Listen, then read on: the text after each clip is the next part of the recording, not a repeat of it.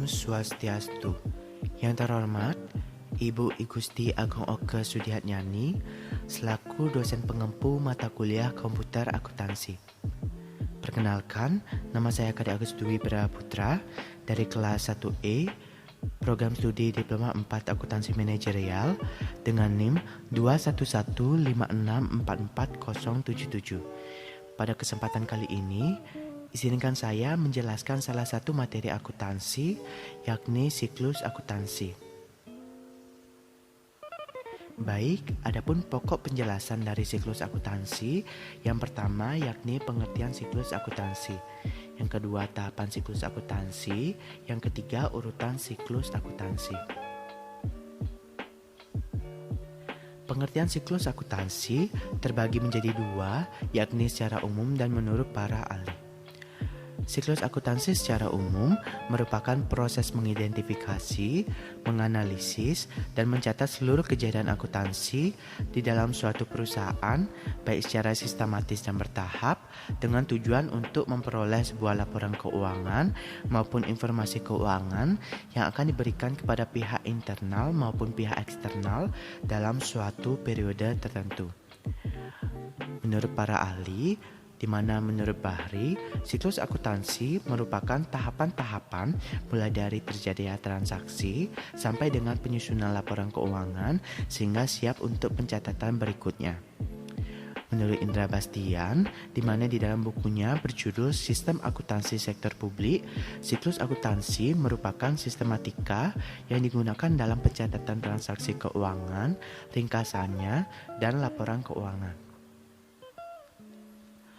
Pokok pembahasan yang kedua yakni tahapan siklus akuntansi.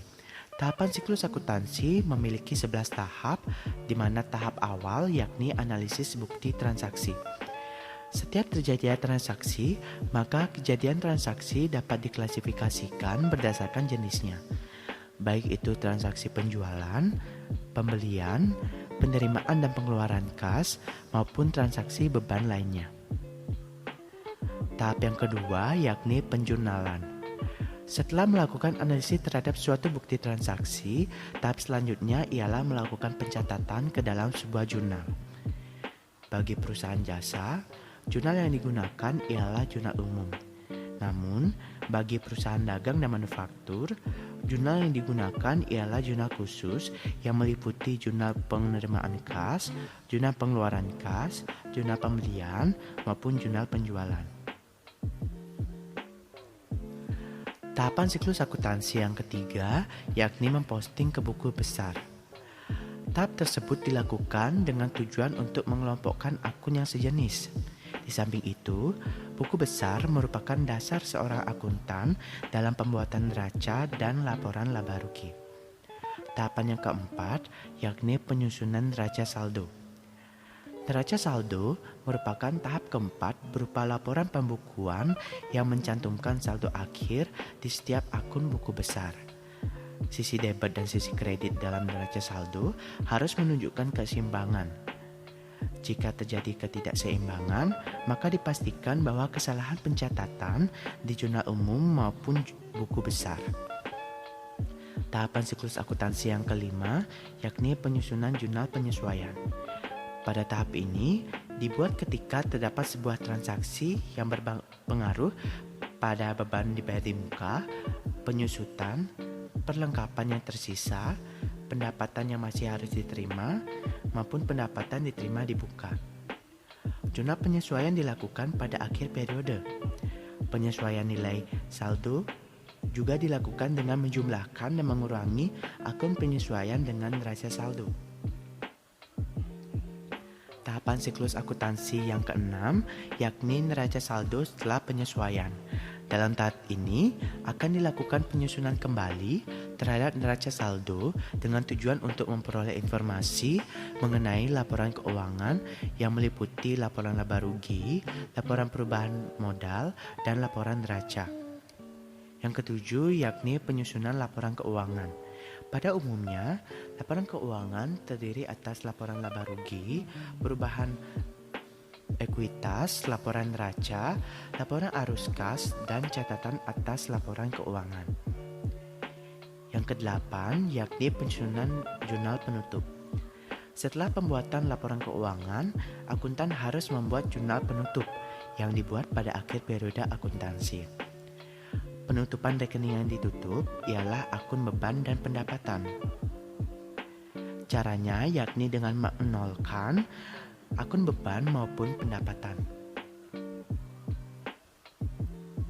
Tahapan siklus akuntansi yang ke-9 yakni neraca saldo setelah penutupan. Neraca saldo setelah penutupan merupakan pengujian mengenai ketepatan penjurnalan dan pemindahan bukuan, jurnal penyesuaian dan penutupan. Pada tahap ini, akun yang tersisa dalam neraca saldo setelah penutupan ialah hanya akun real, yakni harta, utang, dan modal.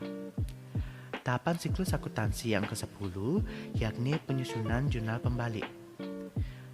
Pada tahap penyusunan jurnal pembalik merupakan tahapan yang bersifat opsional terhadap siklus akuntansi.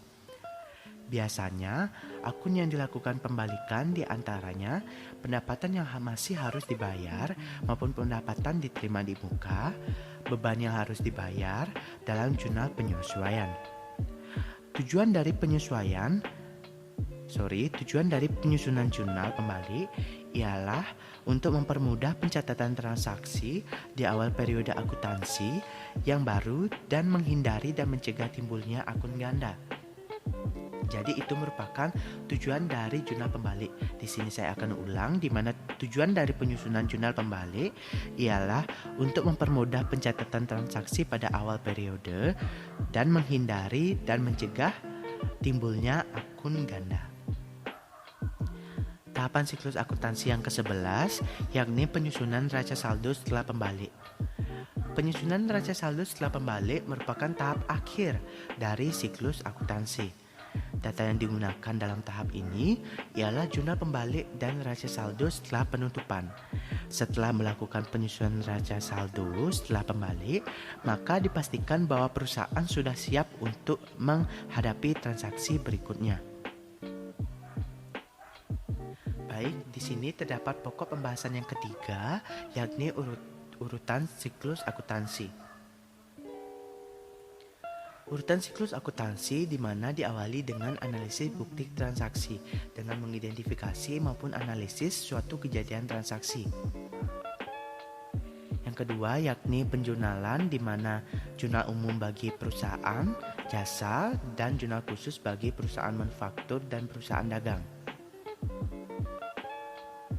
Yang ketiga yakni memposting ke dalam buku besar.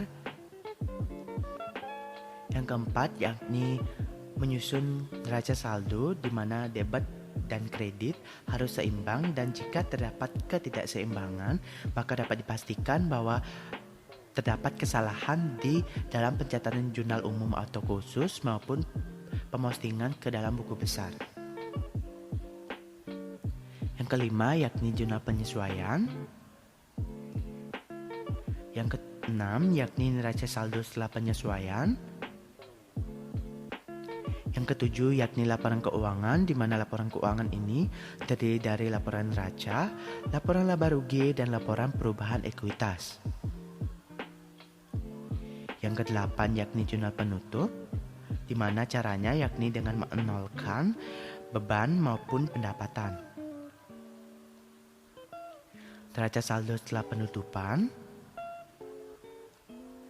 Yang ke-10 yakni jurnal pembalik, di mana jurnal pembalik bertujuan untuk mempermudah pencatatan transaksi di awal periode dan untuk menghindari timbulnya akun ganda. Yang ke-11 yakni neraca saldo setelah pembalik, yang merupakan tahap akhir dari urutan siklus akuntansi. Dan akan kembali ke transaksi yang pertama yakni menganalisis bukti transaksi. Perlu diketahui bahwa jika perusahaan tidak memerlukan jurnal pembalik, maka urutan siklus akuntansi hanya berakhir pada neraca saldo penutupan dan kembali ke analisis bukti transaksi. Jadi, kembali ke atau berakhir ini pada neraca saldo penutupan saja dan akan kembali ke analisis bukti transaksi. Baik, sekian penjelasan dari saya.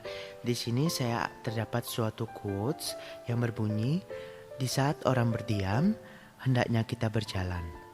Di saat orang berjalan, hendaknya kita berlari. Dan di saat orang berlari, kita sudah sampai di tempat tujuan. Baik, terima kasih. Saya akhiri dengan Parama Santi. Om Santi Santi Santi Om.